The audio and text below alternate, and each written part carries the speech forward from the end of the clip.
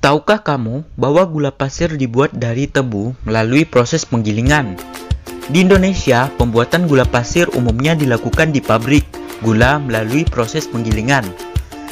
Selain gula pasir, di masyarakat Indonesia juga sering menggunakan gula aren atau gula lontar. Samakah cara membuatnya dengan gula pasir? Pada materi kali ini, saya akan menjelaskan tentang zat aditif dan zat adiktif. Zat aditif adalah zat yang ditambahkan pada makanan dan minuman untuk meningkatkan kualitas, keawetan, kelezatan, dan kemenarikan makanan dan minuman. Ada yang bersifat alami dan buatan. Zat aditif dapat berupa bahan pewarna, pewanis, pengawet, penyedap, pemberi aroma, pengental, dan pengemulsi. Pewarna alami misalnya pewarna dari daun suji dan pandan, sedangkan pewarna buatan misalnya tartrazin. Pengawetan dapat dilakukan secara fisik, misalnya melalui pemanasan atau penyinaran. Dan secara kimia, misalnya dengan pemberian natrium benzot maupun garam. Bahan pemanis alami misalnya gula, sedangkan pemanis buatan misalnya aspartam, siklamat, dan sakarin. Penyedap alami misalnya bunga cengkeh, serai, kayu manis, garam, bawang putih, sedangkan penyedap buatan misalnya vetsin.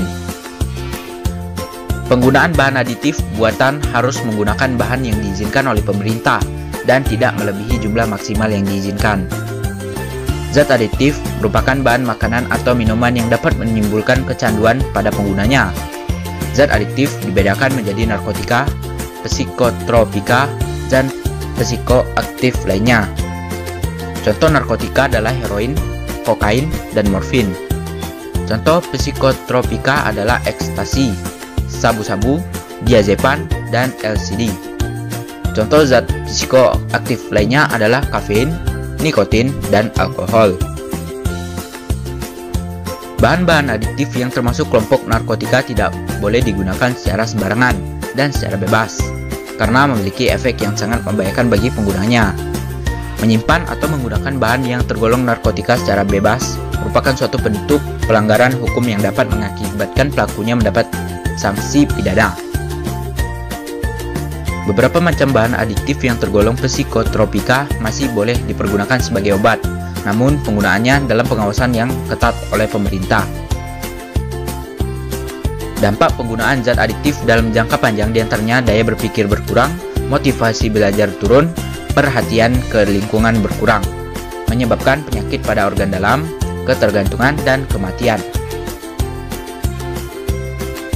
Upaya pencegahan diri dari bahaya narkoba diantaranya yaitu mengenal dan menilai diri sendiri, meningkatkan harga diri, meningkatkan rasa percaya diri, terampil mengatasi masalah dan keputusan, memilih pergaulan yang baik, dan terampil menolak tawaran narkoba.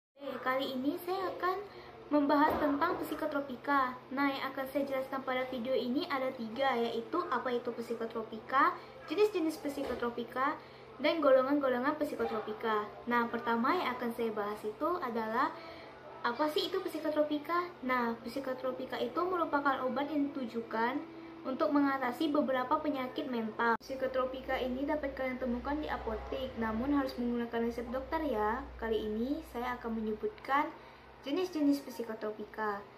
Di antaranya ada sabu-sabu, ekstasi, valium, sedatin, dan masih banyak lagi. Kali ini saya akan menyebutkan 4 golongan psikotropika. Golongan pertama ini merupakan obat-obatan dengan daya adiktif yang menyebabkan kecanduan. Nah, contohnya itu adalah ekstasi. Obat psikotropika golongan 2 merupakan obat yang memiliki risiko ketergantungan di bawah obat psikotropika golongan 1. Contohnya adalah sabu.